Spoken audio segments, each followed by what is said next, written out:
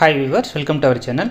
இந்த வீடியோவில் நம்ம என்ன பார்க்க போகிறோம் அப்படின்னா, தமிழ்நாடு கவர்மெண்ட் வந்து ஒரு ஜிஓ பாஸ் பண்ணியிருக்காங்க. GO number 97. இது என்னன்னு பார்த்தீங்க அப்படின்னா, தமிழகத்தில் காலியாக உள்ள 2299 கிராம உதவியாளர் பணியிடங்களை நிரப்பணும் அப்படின்னு சொல்லி தான் வந்துட்டு இந்த ஒரு ஜிஓ பாஸ் பண்ணியிருக்காங்க. இது வந்து பார்த்தீங்க அப்படின்னா கிட்டத்தட்ட 3 வருஷமாக இந்த போஸ்டிங்கே வந்து ஃபில்அப் பண்ணவே இல்லை. 3 வருஷங்க அப்புறம் இப்போ தான் ஃபில்அப் பண்ணுறாங்க அப்படின்ற மாதிரி சொல்லியிருக்காங்க. ஸோ இதுக்கு தகுதி என்னன்னு பார்த்தீங்க அப்படின்னா, நீங்கள் 5 படித்து பாஸ் ஆகிருந்தால் போதும், கட்டாயமாக வந்து நீங்களும் ஒரு கவர்மெண்ட் எம்ப்ளாயாக ஆகலாம். எல்லாருமே வந்து யோசிச்சுட்ருப்போம், நான் ரொம்ப கம்மியாக தாங்க படிச்சிருக்கேன், நானும் கவர்மெண்ட் ஜாப் போகலாமா அப்படின்னு கேட்டிங்கன்னா, கட்டாயம் போகலாம். உங்களுக்கு உண்டான ஒரு சூப்பரான ஒரு ஆப்பர்ச்சுனிட்டி தான் இது. இந்த ஆப்பர்ச்சுனிட்டியை மிஸ் பண்ணிடாதீங்க. நீங்கள் 5 படித்து பாஸ் ஆகிருந்தால் போதும், கட்டாயமாக வந்து இந்த வேலைக்கு நீங்கள் அப்ளை பண்ணலாம். இது வந்து பார்த்தீங்க அப்படின்னா மாவட்ட வாரியாக தான் வந்து வேக்கன்சிஸை க்ரியேட் பண்ணியிருக்கிறாங்க. ஸோ ஒவ்வொரு மாவட்டத்துக்கும் வேக்கன்சிஸ் சொல்லியிருக்காங்க. ஒரு 3 மாவட்டத்துக்கு மட்டும்தான் சொல்லலை. ஸோ மற்ற எல்லா மாவட்டத்துக்கும் சொல்லியிருக்காங்க. ஸோ என்னென்ன மாவட்டத்துக்கு சொல்லியிருக்காங்க அப்படின்றத டீட்டெயிலாக பார்ப்போம். அது மட்டும் இல்லை, ஸோ இதுக்கு சம்பளம் என்ன, ஏஜ் என்ன அப்படின்றத எல்லா டீட்டெயிலுமே வந்துட்டு கம்ப்ளீட்டாக பார்த்துருவோம். முதன்முறையாக நம்ம சேனலில் வீடியோ பார்க்குறவங்களா இருந்தீங்கன்னா மறக்காமல் நம்ம சேனலை சப்ஸ்கிரைப் பண்ணி வச்சுட்டு இந்த வீடியோ கண்டினியூ பண்ணுங்கள். வாங்க வீடியோக்குள்ளே போகலாம். ஸோ ஃபஸ்ட்டு வந்து பார்த்திங்கன்னா, நம்ம சொன்ன மாதிரி இந்த 2299 வேக்கன்சிஸுமே வந்துட்டு மாவட்ட வாரியாக பிரித்து போட்டிருக்கிறாங்க. ஸோ ஒவ்வொரு மாவட்டத்துக்கும் வந்து அவங்க வேக்கன்சிஸை சொல்லியிருக்காங்க. அதை என்னன்றதை பார்த்துருவோம். ஃபஸ்ட்டு வந்து பார்த்திங்கன்னா அரியலூரில் வந்துட்டு 21 வேக்கன்சிஸ் இருக்குது. சென்னையில் வந்து பார்த்திங்கன்னா 20 வேக்கன்சிஸ் இருக்குது. செங்கல்பட்டு 41, கோயம்புத்தூரில் 61 வேக்கன்சிஸ் இருக்குது. கடலூரில் 66, திண்டுக்கல் 29 வேக்கன்சிஸ் இருக்குது. தருமபுரியில் வந்து பார்த்திங்கன்னா 39 வேக்கன்சிஸ் இருக்குது. ஈரோடில் 141 வேக்கன்சிஸ் இருக்குது. காஞ்சிபுரத்தில் வந்து பார்த்திங்கன்னா 109 வேக்கன்சிஸ் இருக்குது. ஸோ கள்ளக்குறிச்சி, கன்னியாகுமரி, ஸோ இந்த ரெண்டுக்குமே வந்து அவங்க வந்து வேக்கன்சிஸை க்ரியேட் பண்ணலை. அடுத்து வந்து பார்த்திங்கன்னா கரூரில் வந்து பார்த்திங்கன்னா 27 வேக்கன்சிஸ் இருக்குது. அடுத்து பார்த்திங்கன்னா கிருஷ்ணகிரியில் 33 வேக்கன்சிஸ் இருக்குது. மதுரையில் 155 வேக்கன்சிஸ் இருக்குது. மயிலாடுதுறையில் 13 வேக்கன்சிஸ் இருக்குது. நாகப்பட்டினத்தில் 5 வேக்கன்சிஸ் இருக்குது. நாமக்கல்லில் 68 வேக்கன்சிஸ் இருக்குது.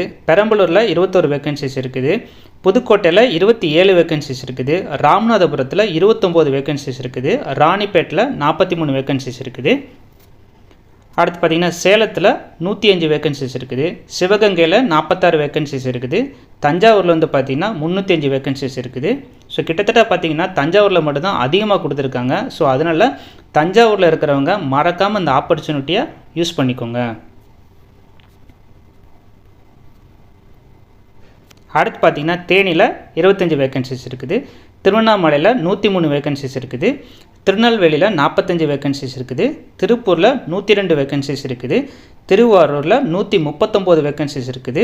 திருவள்ளூரில் வந்து பார்த்திங்கன்னா 151 வேக்கன்சிஸ் இருக்குது. திருச்சிராப்பள்ளியில் 104 வேக்கன்சிஸ் இருக்குது. தூத்துக்குடியில் 77 வேக்கன்சிஸ் இருக்குது. நீலகிரிஸுக்கு எந்த ஒரு வேக்கன்சிஸையும் இதுவரையும் க்ரியேட் பண்ணலை. அடுத்து பார்த்திங்கன்னா தென்காசியில் 18 வேக்கன்சிஸ் இருக்குது. திருப்பத்தூரில் வந்து பார்த்திங்கன்னா 32 வேக்கன்சிஸ் இருக்குது. விருதுநகரில் 38 வேக்கன்சிஸ் இருக்குது. வெள்ளூரில் வந்து பார்த்திங்கன்னா 30 வேக்கன்சிஸ் இருக்குது. விழுப்புரத்தில் வந்து பார்த்திங்கன்னா 31 வேக்கன்சிஸ் இருக்குது. ஸோ மொத்தம் வந்து பார்த்திங்க அப்படின்னா 2299 வேக்கன்சிஸ் இருக்குது. ஸோ இதை வந்து கட்டாயம் இந்த ஆப்பர்ச்சுனிட்டியை மிஸ் பண்ணாமல் யூஸ் பண்ணிக்கோங்க. ஸோ ஆல்ரெடி வந்து பார்த்திங்க அப்படின்னா ஒவ்வொரு மாவட்டத்துக்கும் எவ்வளோ வேக்கன்சிஸ் வந்து அலோகேட் பண்ணியிருக்காங்க அப்படின்றத நம்ம ஆல்ரெடி பார்த்தாச்சு. இது வந்து பார்த்திங்க அப்படின்னா இன்னும் சில இன்ஃபர்மேஷன் வந்து இந்த ஜிஓவில் கொடுத்துருக்காங்க. இது வந்து பார்த்திங்கன்னா ஒரு இன்டர்னல் கண்டென்ட்டு தான். அதாவது என்ன சொல்லியிருக்காங்கன்னா, ஸோ கலெக்டர்ஸ்க்கு வந்துட்டு சில ஆர்டர்ஸ் பாஸ் பண்ணியிருக்காங்க. ஸோ அதை பேஸ் பண்ணி கலெக்டர்ஸ் வந்துட்டு இந்தமாதிரி வேகன்சிஸ் டீட்டெயிலாம் வந்துட்டு கலெக்ட் பண்ணி தான் இந்த வேகன்சிஸை க்ரியேட் பண்ணியிருக்காங்க அப்படின்ற மாதிரி சொல்லியிருக்காங்க. இது வந்து பார்த்திங்கன்னா ஒரு ஜஸ்ட் ஒரு இன்டர்னல் ஜிஓ தான். ஸோ இதில் தகுதி என்னன்னு பார்த்திங்கன்னா, குறைந்தபட்ச கல்வி தகுதி வந்து 5ஆம் வகுப்பு தேர்ச்சி பெற்றிருக்க வேண்டும்.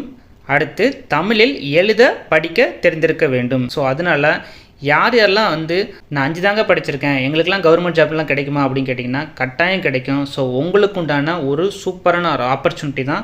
ஸோ மறக்காமல் இந்த ஜாப்க்கு நீங்கள் அப்ளை பண்ணுங்கள்.